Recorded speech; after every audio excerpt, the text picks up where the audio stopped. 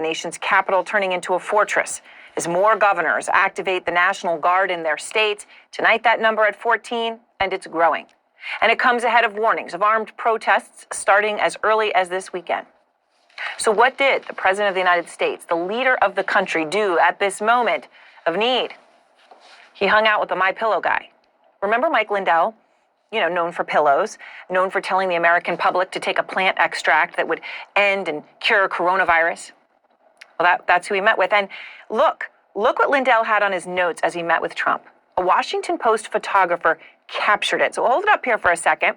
The document includes the words martial law, and since the Constitution, dangerous and fringe ideas still making their way inside the White House. So now, because, we saw Mike Lindell and we saw the paper, we all now know what the president's public schedule actually meant in practice. It read, President Trump will work from early in the morning until late in the evening. He will make many calls and have many meetings. Well, we know of one meeting with the pillow guy who came equipped with notes about martial law.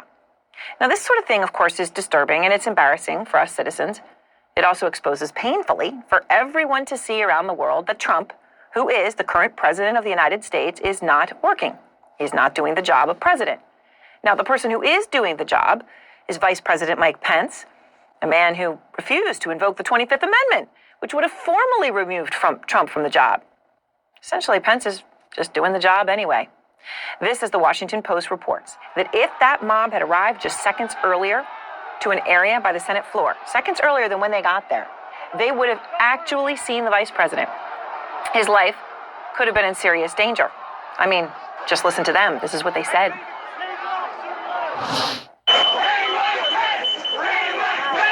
Well, we came this far. What do you say? Drag them out! We got a job to do. That's why we're going to kill these people. We got a job to do. And according to an affidavit, one of the men charged was heard on a YouTube video saying, quote, once we found out Pence turned on us and that they had stolen the election, like officially, the crowd went crazy. I mean, it became a mob. Now, we should note that they officially found that out, that Pence was going to go ahead and do his constitutional duty as Trump was speaking to them in Washington. Of course, that's when they officially found that out. But turned on us, the us being the attackers and Trump against Pence. And now Team Trump is trying a new line to save his political future and his business. So let me start by saying federal law enforcement officials say they have uncovered some evidence which suggests the attack on the Capitol was a planned attack, not just a protest that spiraled out of control, although, of course, there were parts of it that were that. So instead of facing the dark reality that a pre-planned attack would mean Trump's words and lies over months caused the planning to overthrow the election, Pence and members of Congress, Trump's son Donald Trump Jr. tweets, if these federal law enforcement agencies had prior knowledge that this was a planned attack, then POTUS didn't incite anything. Okay, before I put the facts out there, we want to make sure everyone is aware that Trump's argument, is now being echoed by his die-hard supporters.